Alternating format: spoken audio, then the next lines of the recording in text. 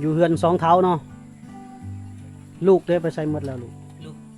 ได้เมียแล้วได้เมียแล้วได้ผัวเนาะโอ้ได้ลูกสาวลูกชายบ่ได้โอ้ก็อาศัยของป่าตามฤดูกาล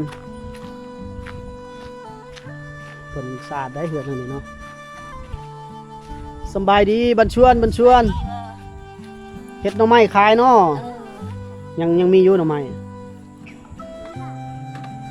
นางน้อยเพิ่นไปตักน้ำกินท่านผู้ชมเนาะเดี๋ยวเฮาสิพาท่านผู้ชมไปเบิ่งบ่อนเพิ่นตักน้ำอยู่น้ำกินน้ำใสเลยเนาะหมู่บ้านนี้เพิ่นเอาอยู่ไสน้ำกินบ่เอาเมื่อนี่ลักษณะนี้บ่ต้มนะกิน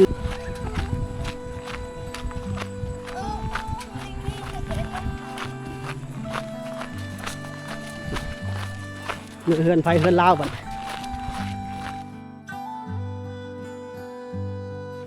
สบายดีพ่อแม่พี่น้องยินดีต้อนรับเข้าสู่ช่องคนพาเที่ยวเนาะพบกับบ่าวจอยคนพาเที่ยวพี่นี่ก็พาพี่พาน้องเลาะชนบทเขตเมืองเซโปนแขวงสวรรณเขตเนาะพี่นี่เนาะเฮาอยู่ในเมืองเซโปนแล้วก็แขวงสวรรณเขตเนาะเลาะชมชนบทช่วงหน้าฝนเนาะก็ใกล้สิหมดแล้วหน้าฝนก็เข้าสู่เดือนตุลาเลยเนาะท่านผู้ชมเนาะสิเข้าสู่ปลายฝนต้นหนาวเนาะสมวิถีชีวิตความเป็นอยู่บรรยากาศงามบ่ายๆของชนบทลาวเนาะ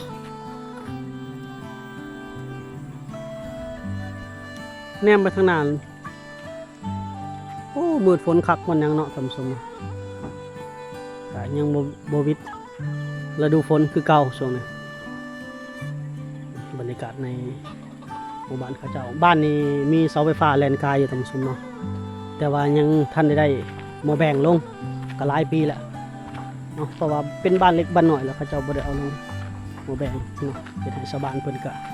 บ่มีไฟฟ้าใช้เขาเจ้าก็อยากใช้ไฟฟ้าแล้วก็มีความพร้อมที่จะพัฒนาคือกันท่านผู้ชมเนาะเพียงแต่ว่ายังถ้าได้ฮอดถึงยังถ้าได้ถึงเวลาของเขาเจ้าเนาะซึ่งเขาเจ้าก็ถือว่าบ่จอยคิดว่าน่าจะเตรียมรับมือเนาะสมมุติว่ามีไฟฟ้าเข้าเฮือนปุ๊บเนาะเพิ่นเอาญาติให้เข้าปุ๊บเขาก็น่าจะมีงบประมาณในการซื้อจับจ่ายหรือว่าในการแล่นไฟเข้าหมู่บ้านนี่งามเลยเนาะผู้ชมมีน้ำไหลผ่านหมู่บ้านอันนี้ก็น้ำห้วยพี่น้องเพิ่นเป็นคนเผ่าตรีเนาะส่วนเผ่าตรีส่วนเผ่าบรูเนาะหรือว่าอีกแบบนึงว่าคนเราถึงหั่นล่ะเนาะท่านผู้ชมเขาเจ้าบ่มีวัดได้ท่านผู้ชมเนาะห้องน้ำมีบ่ห้องน้ำกับหน่วยงานภาครัฐเพิ่นกำลังเข้าไปแจกท่อเข้าไปแจกเครื่องเนาะเฮ็ดห้องน้ำไว้แล้วกำลังไปแต่ละหมู่บ้านเนาะมีทางดำทางแดงเพื่อนเพิ่นก็บ่ค่อยได้เฮ็ดใหญ่ดอก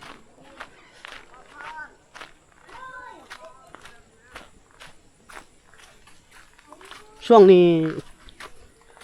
ใกล้สิถึงฤดูกาลเก็บเกี่ยวข้าวแล้วเนาะเก็บเกี่ยวข้าวเขาให้ใกล้แล้วบ่ดนดอกเนาะช่วงนี้เพิ่นยังเฮ็ดหน่อไม้อยู่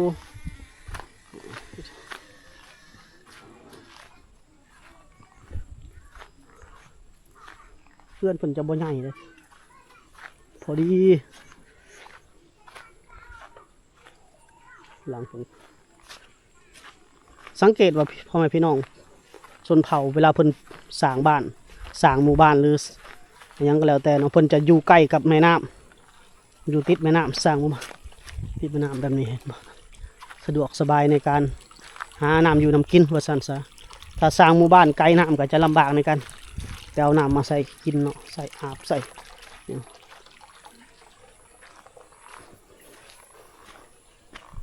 โอ้เหือนเพิ่นก็ตั้งอยู่บนนี้เนาะสบายดีมื้อนี้บ่ได้ไปหาเลี้ยงงัวเลี้ยงควายบ่มื้อนี้ เพิ่นคิดเบา ยังก็ บ้าวเฮานี่ บ่าวนาบ่าวไปเลี้ยงแทน อืม อ๋อบ่เป็นลูกเนาะนาบ่าว ไม่ เนาะ รู้บ่าว เปลี่ยนกันเลี้ยงบ่ เป็นกันเลี้ยง อ๋อเลี้ยงนํกัน บ่ละอันอยู่นี่ โอ้โอ้นาบ่าวอยู่ในเฮือนเจ้านี้ อืม อืมเขาให้สุกแล้วบ่ ยัง โซลาร์เซลล์ใส่ดีบ่โซลาร์เซลล์ ชวน นั่นพลังงานแสงอาทิตย์ อ๋อใช่ดี ใส่ดีเนาะ อืม โตคอยแจกหั่นล่ะวะ เออ แม่นบ่อันแต่ก่อนบ่จอยพาทีมงานจากเมืองไทยมาแจกโซลาร์เซลล์ได้จังอันเจ้า เนี่ย อ่า สองอัน สองอันสองครอบครัวอยู่ในเฮือนหลังเดียวแม่นบ่ บ่คนเดียวเลย เออ นี่เห็น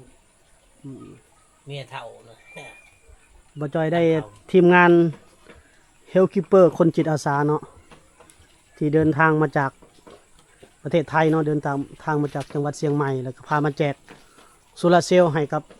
ชาวบ้านในชนบทนี่แหละท่านผู้ชมซึ่งเพิ่นก็ยังได้ใส่ได้หลายเดือนเข้าปีหนึงเลยเนาะ อ๋อปีหนึงเลย ยังทนเนาะยังใส่ดีเนาะอันหนึ่งก็น่าจะประมาณตกอยู่ประมาณ800-900 บาทนี่แหละอันหนึ่งซื้ออันหนึ่งแจกมื้อนั้นจักหลังคา49หรือ48นี่แหละอ่า เก่าเลย เกือบพอดีตกอยู่20ไปล้านกีบมันทีมงานจากเมืองไทยมาแจกโอ้ได้เป็ดหลายเนาะอันนี้เมียเจ้าเนาะ อืมเฒ่า เมียเจ้าเนาะอ่า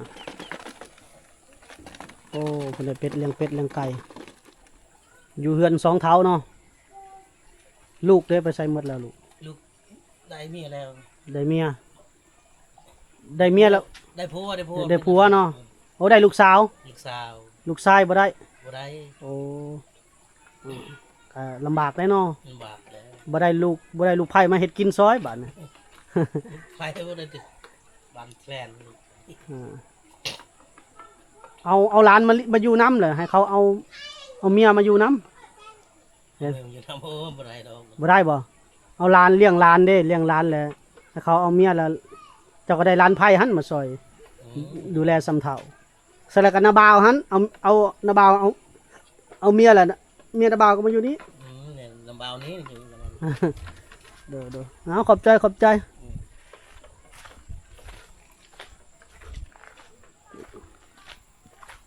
เดี๋ยวเราไปทางฝุ่นอีกก่อนคำสมเนาะพระเจ้าก็ปลุกอยู่กันแบบนี้แหละอาศัยเลี้ยงเป็ดเลี้ยงไก่เลี้ยงสัตว์ไว้อันพอได้แก้ไขเนาะหาเงินกับอาศัยของป่าตามฤดูกาลเปิ่นสะอาดได้เหือนอันนี้เนาะสำบายดีบันชวนเฮ็ดหน่อไม้ขายเนาะ เออ ยังมีอยู่หน่อไม้ ยัง อืมโลเท่าไรล่ะเดี๋ยวนี้โล 60 โอ้ลงแล้วเนาะแต่ก่อน90ได้80-90เดี๋ยวนี้โล60แล้วเห็นปะ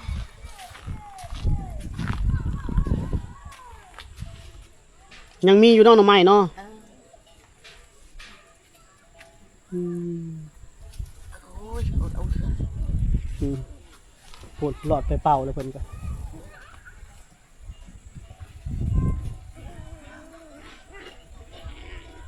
ไปหาไก่บ่หน่อไม้เดี๋ยวนึง ไก่เอ้ยติปอกดูทาง มันอึดเลยเด้เริ่มสิบ่มีแล้วหน่อไม้มันเลยหมดเดือนนี้ก็หมดแล้วหน่อไม้เนาะ แม่น่ะโอ้โห เพื่อนเพิ่นแล้วก็ขุดเอาให้งานขุดดินสระดินมาแบบนี้แหล้วสระดินแล้วก็ปลุกตั้งเฮือนใส่อยู่นี่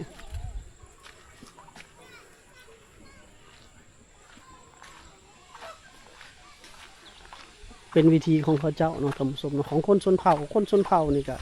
ค่อนข้างจะลำบากหลาย ความรู้ก็บ่มี การศึกษาบ่มีความรู้บ่มีพระเจ้าท่านผู้ชม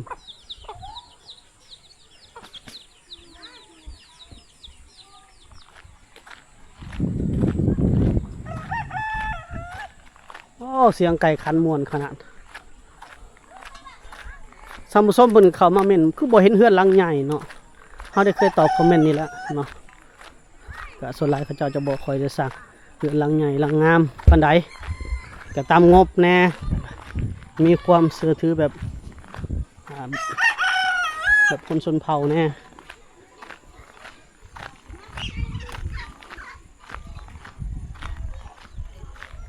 ตอนนี้เพื่อนแคมป์ข้างผมกำลังน้อย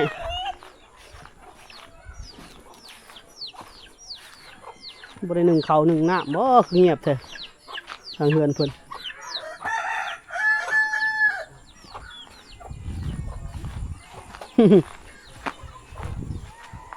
อยู่ทึงเฮือนหมดบ่เนาะหน้าฝน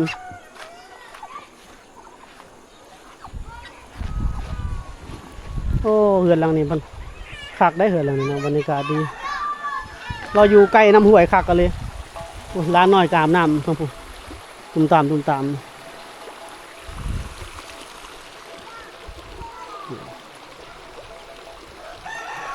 อยู่แบบพอเพียงเนาะอยู่แบบ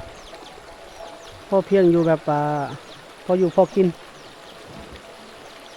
บ่ทะเยอทะยานเกินไปแล้วก็บ่ฮู้จักแนวสิดิ้นรนเกินไปเนาะพระเจ้าก็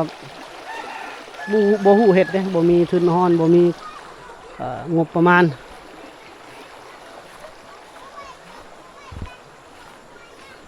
ถ้ามีงบมีทุนก็เขาเจ้าบ่มีความสามารถในด้านค้าขายเขาจะลุบจมอีกเนาะ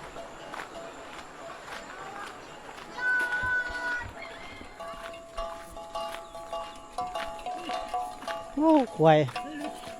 เขาเจ้านี่ตุ้ยพี่ดีงามขนาด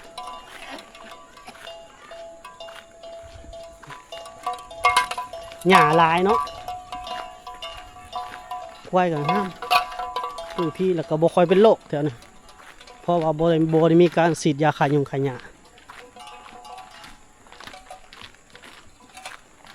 ทั้งหน้าเฮาเห็นเขาเจ้าตำเขาเด้พาท่านผู้ชมไปเบิ่งเนาะ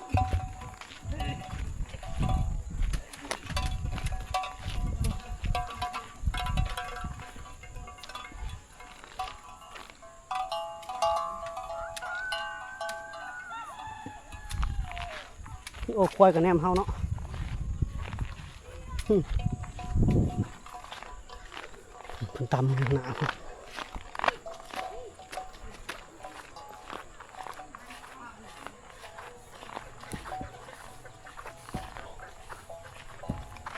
นี่หมดบ้านนี่มีแต่เฮือนหลังเดียวนี่เพิ่นกำลังเพิ่นเฮ็ดงามอยู่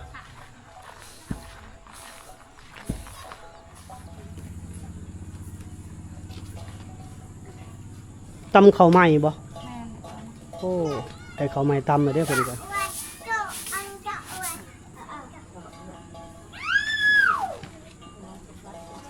ผู้ตำผู้พัดซอยกันเนาะใจนี้เนาะคนนี้ฝนตกเปียกเลยเนาะ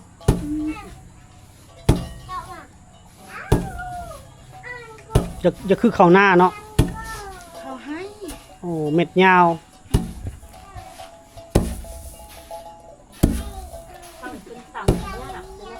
นั่นแหละเขายังบ่แห้งคักแล้วตำยักหยาบอย่าตีดาวเอ้ย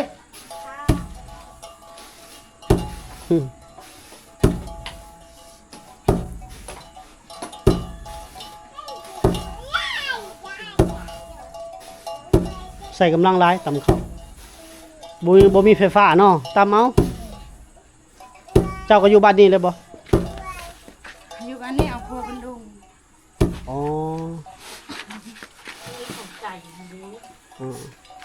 หันบ่เจ้าเหรอมาเทินน้องใจแล้วอ่ะยังบ่ได้ไปตรงพุ่นน้ำลายยากรถจักรไป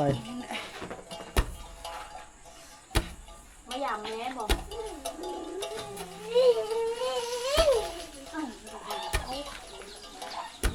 ตำซอยกัน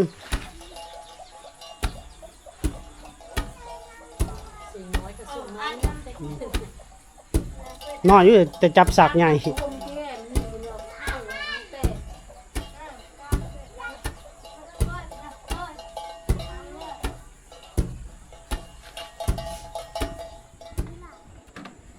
นางน้อยเพิ่นไปตักน้ำกินท่านผู้ชมเนาะ เดี๋ยวเฮาสิพาท่านผู้ชมไปเบิ่งบ่อนเพิ่นตักน้ำอยู่น้ำกินน้ำใสเลยเนาะหมู่บ้านนี่เพิ่นเอาอยู่ไสน้ำกินบ่ล่ะบ่ไปเอาน้ำกินเนาะ บัดอาบเจ้าอาบอยู่ไสน้ำน่ะโอ้บ่อนเดียวกันเลย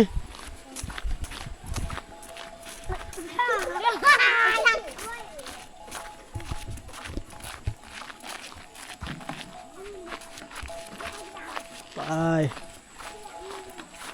น้องน้อยในชนบท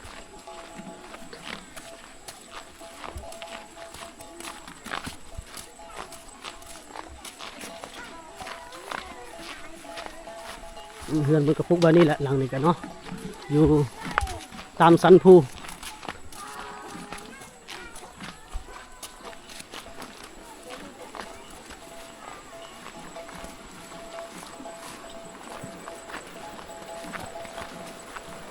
โอ้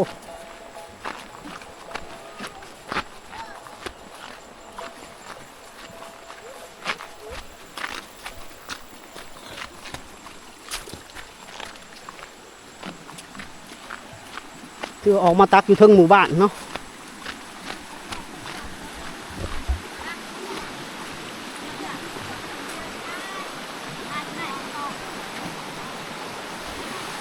มาเดลีกกับคนอาบน้ำนี่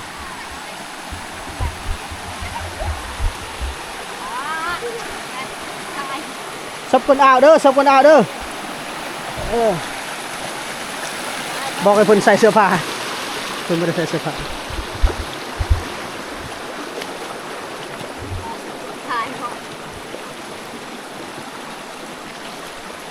โอ้มาเอาน้ำห้วยนี่เนาะ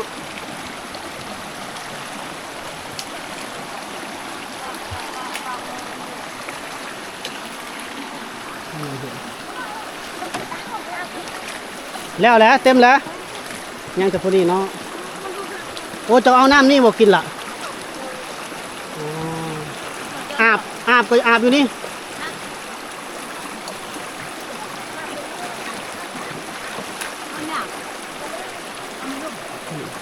อยู่ลุ่มเนี่ยมันบอลคนอาบอยู่เทิงเลยมันคนนี้มาหายแล้ว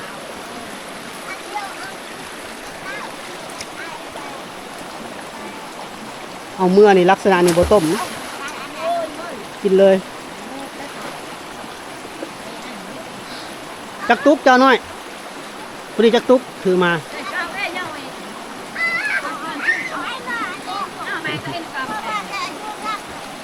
คนบ่ค่อยรู้จักความลาว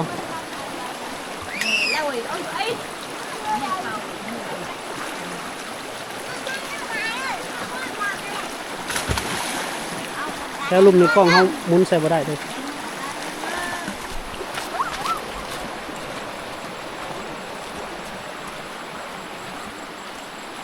ได้น้ำแล้วก็หิวเมื่อไปนี่แล้ว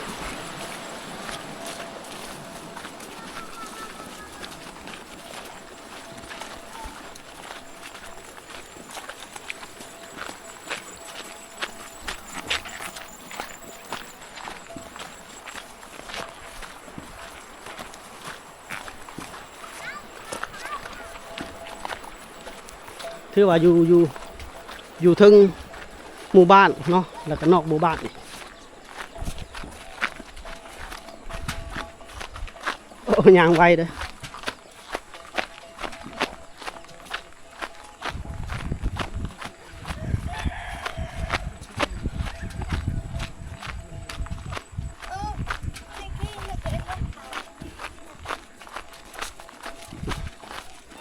เฮือนไฟเฮือนลาวบัด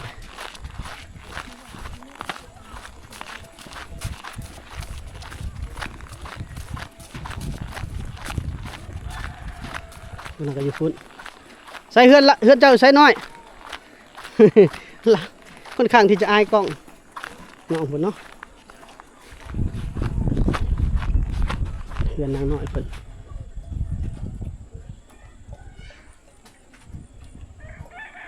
โอ้ทางขึ้นก็เฮ็ดยากเลยเนาะ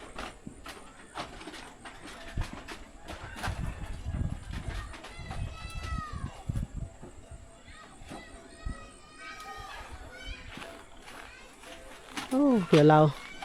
เนาะถือว่า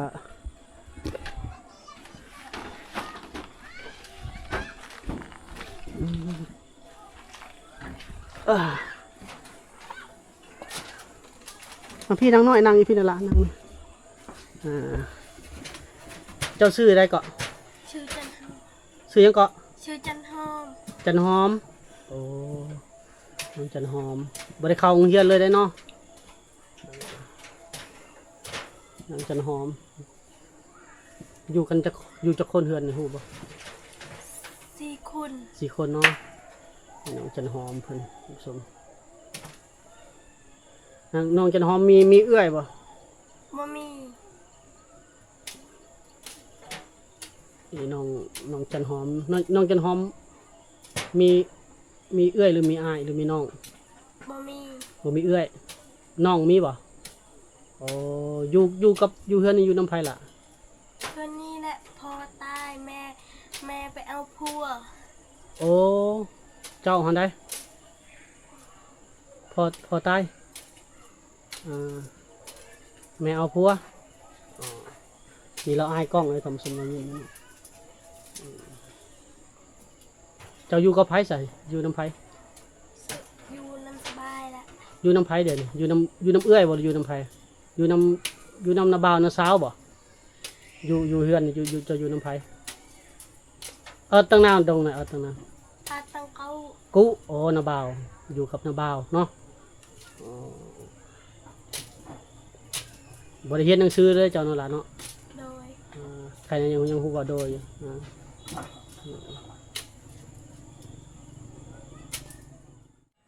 โอเคนะท่านผู้ชมเนาะก็หมู่บ้านนี้บ่จอยพาท่านผู้ชมเลาะชมวิถีชีวิตความเป็นอยู่ของข้าเจ้าแล้วถ่ายคลิปก็ได้พบกับน้องที่เพิ่นพาไปตักน้ำนั่นท่านผู้ชมเนาะน้องเพิ่นชื่อน้องจันหอมน้องจันหอมเป็นลูกชื่อว่าอะไรเนาะลูกพ่อเพิ่นเสียชีวิตแล้วแต่น้อยๆแล้วก็แม่เพิ่นนี่ไปแต่งงานใหม่ส่วนน้องเราก็มาอยู่กับน้าบ่าวเนาะบ่ได้ไปอยู่น้าแม่ว่าซั่นซะนี่คือเรื่องราวแล้วก็วิถีชีวิตที่เราได้พบพ่อเนาะส่วนน้องจันหอมนี่ชีวิตเพิ่นน่าสงสารเนาะท่านผู้ชมเนาะเห็นแล้วก็หลานน้อยอายุประมาณ10 กว่าปีนี่แหละท่านผู้ชมเนาะบ่ได้รับการศึกษาเนาะบ่ได้เรียนหนังสือแล้วก็อยู่กับน้าบ่าวเนาะเรือนอยู่กับด้านหลังเฮานี่แหละท่านผู้ชมค่อนข้างจะทรุดโทรมเนาะจังได๋ก็ฝากพี่ฝากน้องให้กำลังใจบ่าวจอยได้เด้อท่านผู้ชมเนาะสำหรับ EP นี้บ่าวจอยขอจบไว้ส่ำนี้เด้อท่านผู้ชมพบกันใหม่ใน EP หน้าสำหรับ EP นี้สบายดี